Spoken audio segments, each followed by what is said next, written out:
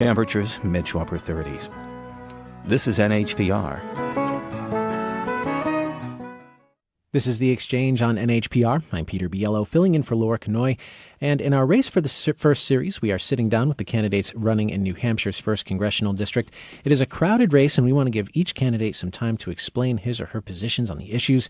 And we want you to ask questions, too. So give us a call, 1-800-892-6477. Today, we are talking with Democrat Levi Sanders. The Claremont resident says it is time for Medicare-for-all, tuition-free college, a higher minimum wage, equal pay for women, and sensible gun legislation. He's also the son of Vermont Senator Bernie Sanders. We will talk with him about these issues today. Again, call now with your questions, 1-800-892-6477. So let's talk about Medicare for all. It's a concept many voters are familiar with because of your father's presidential campaign here in New Hampshire. He did very well here. How would you pay and execute a Medicare for all program? Well, let me start off by saying I'm a fourth cousin of Larry David. That's the most important thing we ought to understand, okay? So that's where my sense of humor comes from. Okay. The most important thing in terms of a Medicare for all, tuition-free, when you deal with Medicare for all, we need to look and address this issue that we need the rich to pay their fair share of taxes. So I can talk, in depth, but essentially that's basically what we need to do. We have 3 people right now that own more wealth than the bottom half of America. That is simply unacceptable. So when we look in terms of how little the rich are paying, I assure you ultimately that we can definitely pay for a Medicare for. We are the wealthiest country in the world. We can guarantee health care to everybody without out-of-pocket expenses. Mm-hmm. And what do you think of the Affordable Care Act? Did that work out, or is this sort of a natural progression from the Affordable Care Act? The Affordable Care Act did a pretty good job, but the problem ultimately is, as I talk to and listen to folks in District 1, what they tell me is that the co-payments, the deductibles, and the premiums are way, way too high. People have profound levels of anxiety actually going into the doctor's office. And God forbid, if somebody gets hit by a bus, they don't know where they're going to pay for it. It's just unbelievable that you have a situation that you have deductibles. That when I talk to my cousin in England, he can't even understand the term of a deductible. So what I can tell you ultimately is that in this day and age, it's absolutely imperative that everybody has health care. So if we do get Medicare for all as you envision it, what do you imagine happening with Department of Veterans Affairs medical centers and hospitals? What would become of those under this plan? Well, right now, it's interesting. If you look at the Veterans Administration, it would be construed as ultimately in terms of democratic socialism. If you look at the way in which the VA, basically the bottom line is, when a veteran or somebody comes in, they should get the best health care that they can. They have fought. They come back in terms of sometimes with missing limbs, PTSD, and a whole host of other issues that occur. So I think ultimately that we can bring everybody together into the system and we can integrate it. Okay. You also advocate for free college tuition. Is it safe to say that it would work the same way by taxing the super wealthy in order to pay for this program?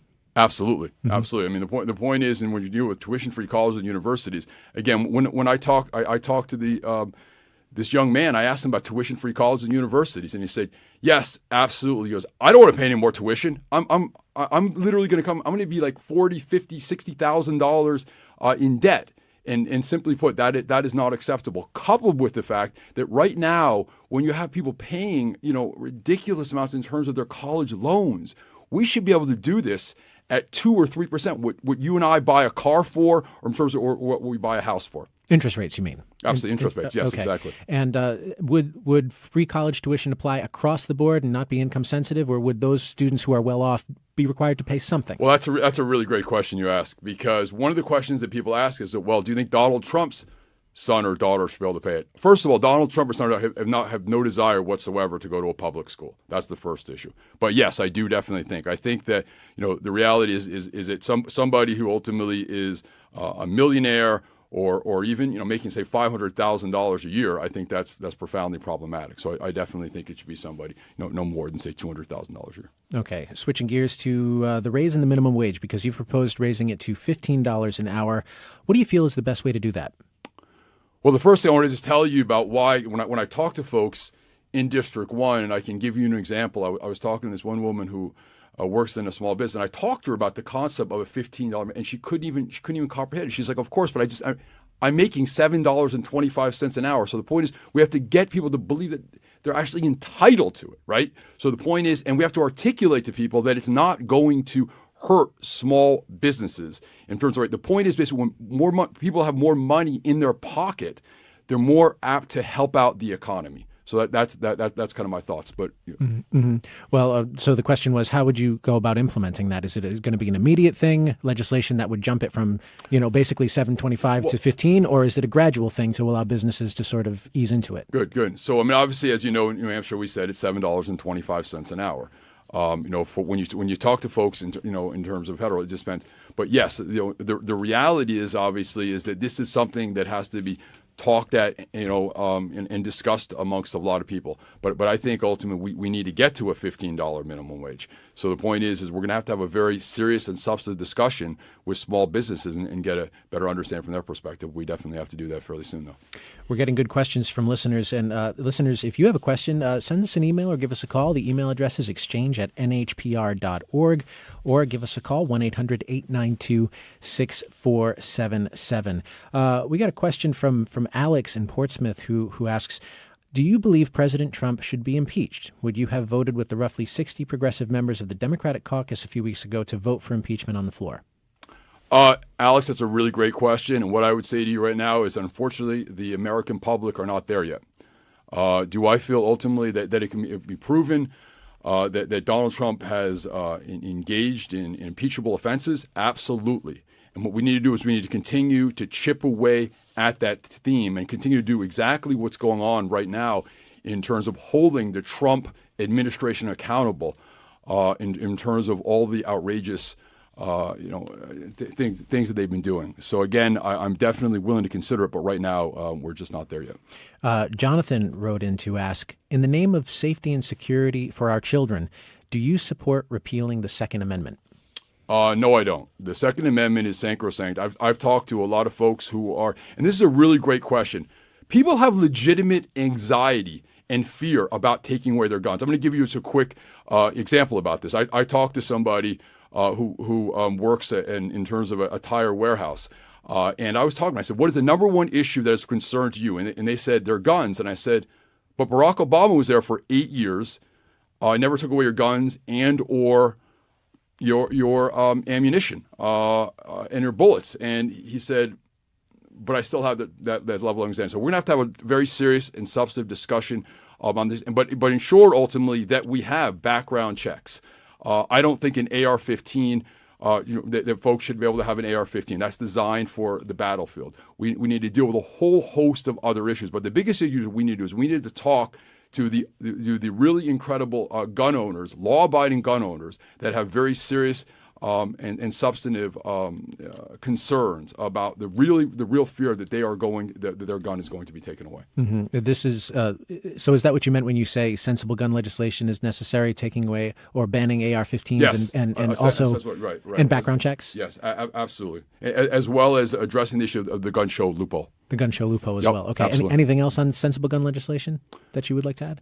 I mean, the most important thing basically is just in relation to teachers. Teachers should not be have to carry a gun. They should be teaching.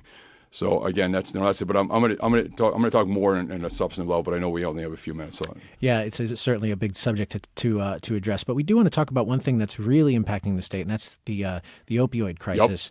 Yep. New Hampshire's in line to receive some federal money to fight it here. Yep. How do you think that money is best spent?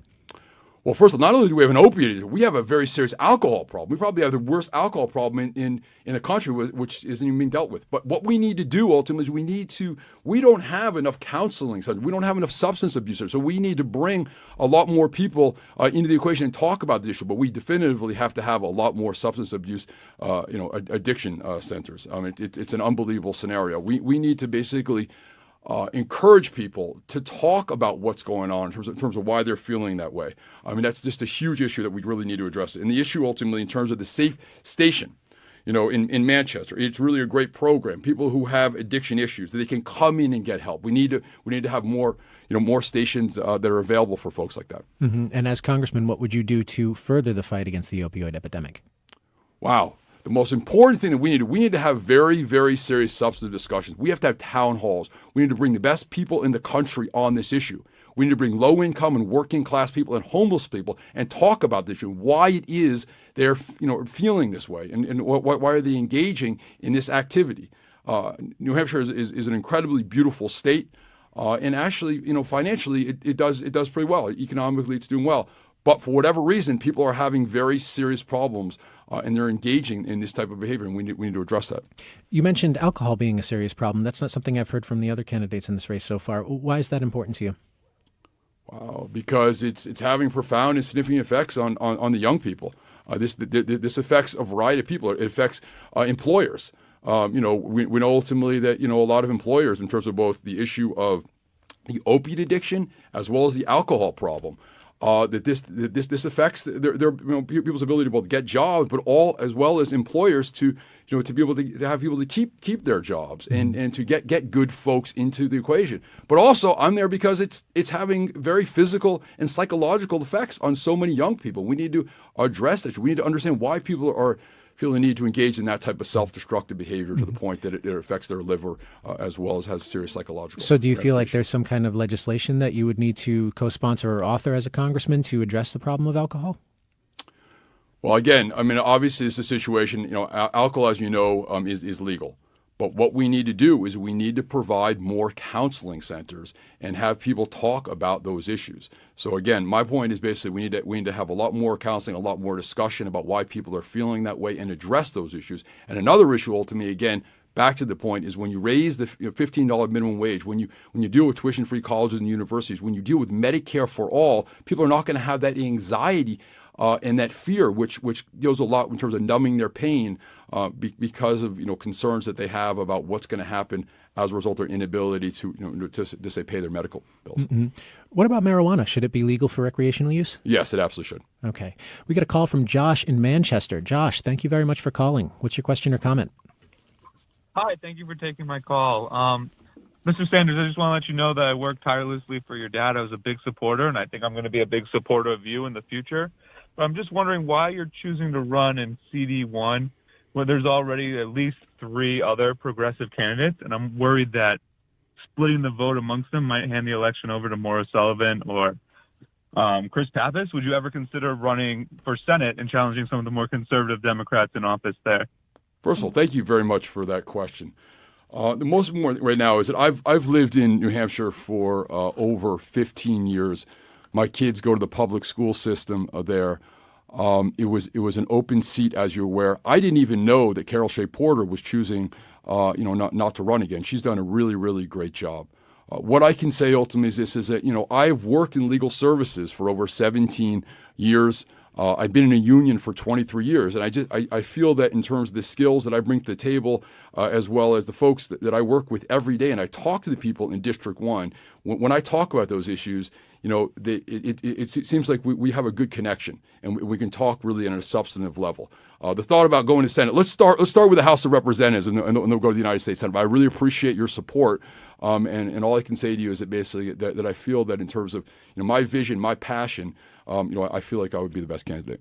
But why not run against Representative Annie Kuster in CD2? You're to the left of her. Why not pull her to the left at least? Well, again, Annie Kuster is done a good job, and we can't be divisive right now in terms of taking on the Democratic Party. Our goal is to defeat the Republican. That's what we need to do. 2018 is an extraordinarily significant time, and I think we have a real opportunity to take back the House. You've called for equal pay for men and women. Yep. How would you go about achieving this as congressman? Well, the first question, I think it's important to understand that on average, if you guys can actually believe this, in terms of the men and women, when you deal with this, a lot of people I talk to about don't even know this. The women on average make 79 cents to the dollar. Women are entitled to the whole dollar. In terms of how we do this, we reach out to the American public. We talk when I talk to folks in District 1. A lot of people don't even know this issue, particularly when I talk to a lot of low income and working class women, they don't even know this. When I talk about, talk to folks about the middle class, this is something. So we need to push this envelope. I think we can bring people together. To be honest with you, this is not just a Democratic issue.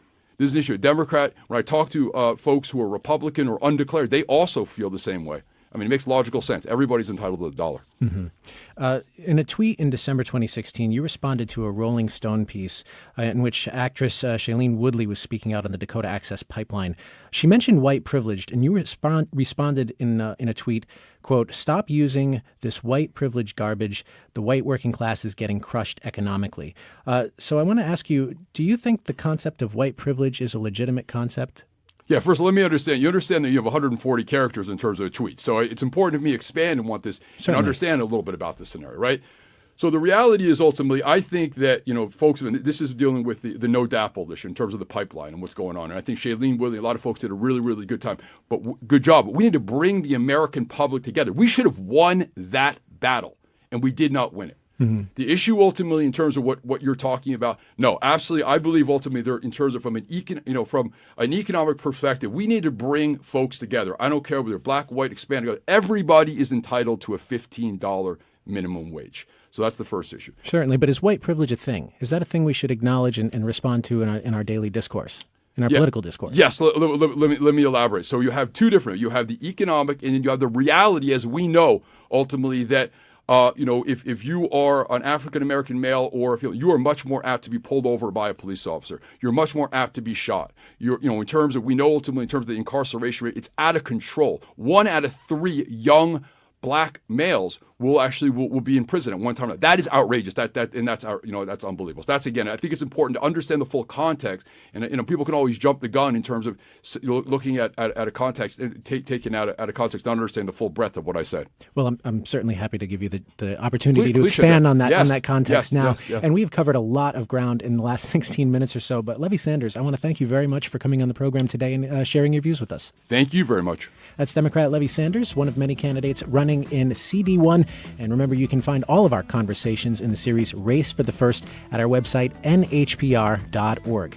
The Exchange is a production of New Hampshire Public Radio. The engineer is Dan Colgan. Our senior producer is Ellen Grimm. Our producers are Jessica Hunt and Christina Phillips. Our theme music was composed by Bob Lord. I'm Peter Biello, filling in today for Laura Kanoy. Thank you very much for listening.